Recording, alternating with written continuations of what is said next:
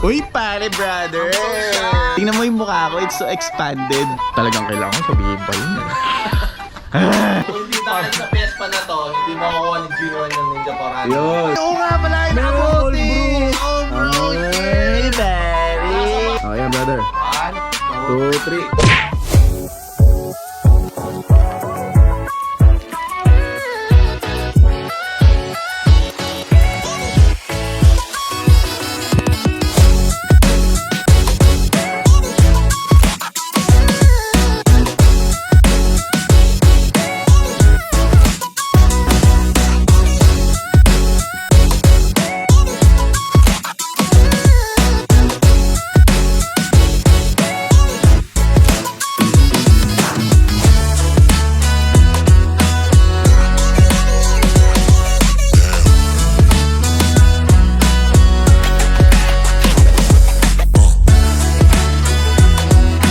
Okay, tapos na ang break.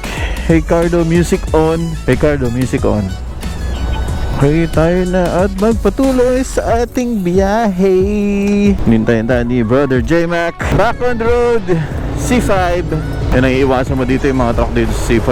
Lalo na kapag truck band. Nakamiss din pala tumambay dun sa dati mong tinatambayan, no? Pero yan yung hindi ko nami-miss. Yung rampa na yan, papasok na yung BGC.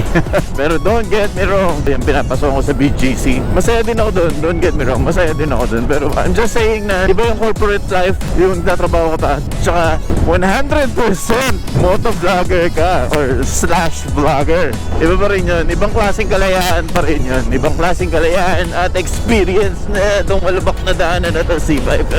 Iba pa rin talaga kapag gumagawa ka ng content mo, nasa kalsada ka, you can do whatever you want to do. Ang saya-saya, di ba? Control mo oras mo, nothing's bothering you, wala kang iintindihin. Ang saya lang ng ganitong feeling. Ito talaga yung gustong-gusto ko eh. Yung magawa mo yung gusto mong gawin. Although doon sa mga motovloggers out there, na nandyan, yung mga bago at syempre yung mga luma, meron pa rin day job at the same time, nagmo-motovlog sila. Ito naman sabi sa inyo, tsagahan nyo lang and that will get you there kung saan nyo man gustong pumunta. Pero syempre kailangan mo lang talaga magdedicate ng oras mo kapag magmo-motovlog ka. Yun lang masasabi ko. Kung pa rin pababayaan yung trabaho mo dahil yan ang main source of income mo. Ako kasi motovlogging, I do this for fun. Happy lang, good vibes lang, di ba? Kahit ano mangyari sa daan, kahit anong masabi mo sa daan, pwede mo sabihin, kahit anong gusto mong gawin. Pero syempre obey traffic rules. Hindi ka naman pwede lagi nakangamote, diba? Saya lang, saya, promise. Very liberating tong experience, itong part ng buhay ko na to. At exciting at the same time.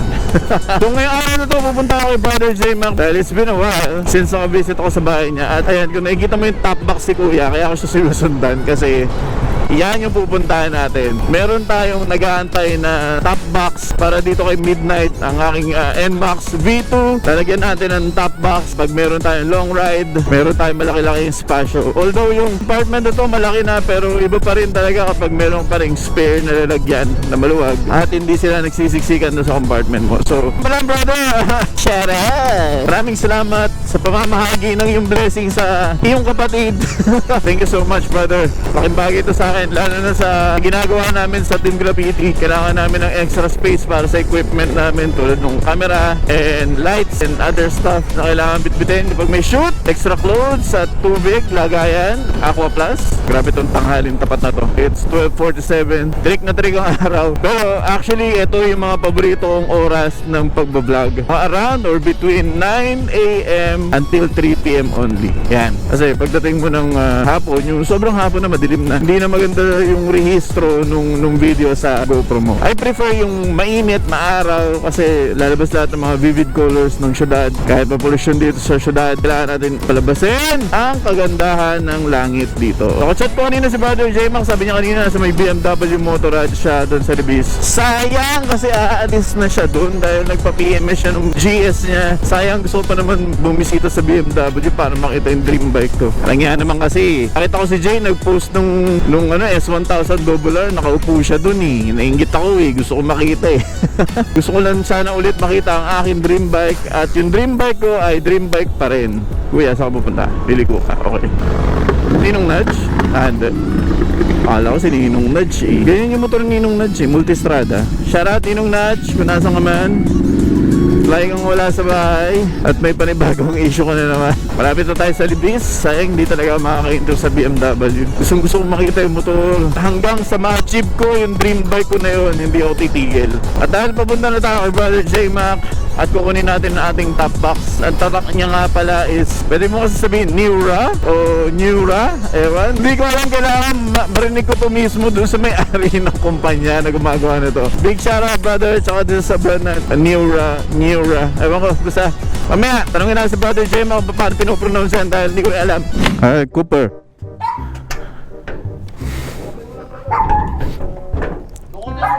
Han, dito? Cooper. Cooper. Cooper. Cooper. Cooper. Ngayon ka-hospitable si brother. Ako magbubukas ng gate.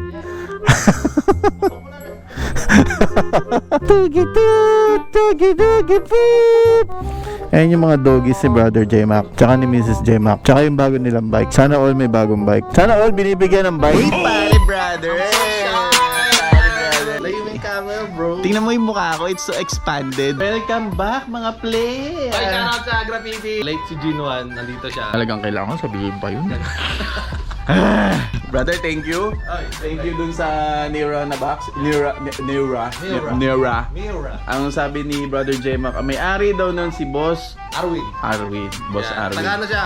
Taga-Pasig sila. Malapit sa ano? Taga DPC Pasig. Malapit lang sa store.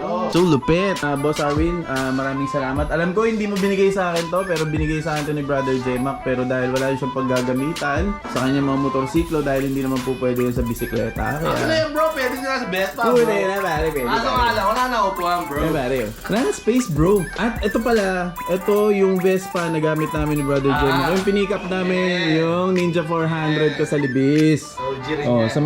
sa mga nanonood dyan na lagi niyong hinahanap si Brother J-Mac, tsaka yung mga nakaraang ginagawa namin. Nakaraang ginagawa namin Alam nyo, kung hindi dahil sa Vespa na to, hindi makukuha ng Ginoan ng Ninja 400. Yun. Kasi wala ka dalang sasakyan nun. Yan, wala pa akong sasakyan nun. Tapos, Wala pa yung orange ng Mitsubishi na din. tsaka wala pa akong pambayad ng Grab. Wala pa. Pero ito, yan, ikakabit na natin. Siguro, gawan din natin to ng parang mga commercial video. Ay, may igagano na mo. Oo, ibibirol-birol. Mga ganun-ganun. Dudududung. O, di ba? Ang bilis. Pero abangan nyo. Malay nyo, gawan nga talaga namin. Kasi, sa totoo lang, kailangan ko rin ng ganong klaseng box na medyo maliit. Bakit ba? Bakit? Pero hindi ko sinasabing hinihingi ko na agad sa'yo, Boss Arwin, ha? Hindi ko lang tarang sinasabi sa'yo yun, pero sinasabi ko lang po, Makakarinig ka na? oo. Kailangan ko rin po yun para sa BMW GS. R1250 GS. Ito na lang. Ito ang lagay mo sa GS. Kailangan mo lang mas maliit. Oo. Diba? Kasi pag may mga shoot kami, kailangan namin ng lalagyan talaga. Yung Tsaka secure. perfect to, brother. Yung secure, tingnan natin yung loob, ha? Maglagay ka lang ng unan dito, kabaong na to. Ay, no. Meron siyang insulation device. Meron siyang leather... Paano ba masasabi yan? Parang... Leather-esque. So ito, pag inaantok ka, kilid ka lang, may Oo. unan ka na. Ito pala, may unan na eh. O, Ayun na, pwede na. anong tawag mo rin? Ang tawag dito, baby crib. Crib box. dual purpose Oh, to, di ba? brother. Oh, di ba? Ang dami silbi nito. Pero ito, pwede mong lagay ng cards, ng sukli, sa Dad's Coffee, magdi-deliver ka. Di ba, brother? Lagay ka ng cup holders dito, brother. Yan, pwede. Di ba? Yan. Para yung mga Dad's Coffee natin, mabigyan mo ako rito sa Iron City. Oh. Sabi mo, boss Iron, magdadala ka. Uy, nagdala ako! Oh, ba't wala ako natikman? Uy, ba't di mininom? Ay, oo nga pala, yung Meron nakabote. cold brew. Oh, bro, shit. Barry! Nasa box to box, bro. Shoutout dads. Kailangan natin Dad's Coffee, shout out, baka naman. kailangan natin mag-deliver dito, mocha frappuccino. Yes. Oy, si Kamaring Jin. Pag pumalakpak akong ganito. Nakakabit na. Okay, tingnan mo sige, muna. sige. Oh, ayan ha. O, yan ah. Oh, ayan brother. 1, 2, 2, 3.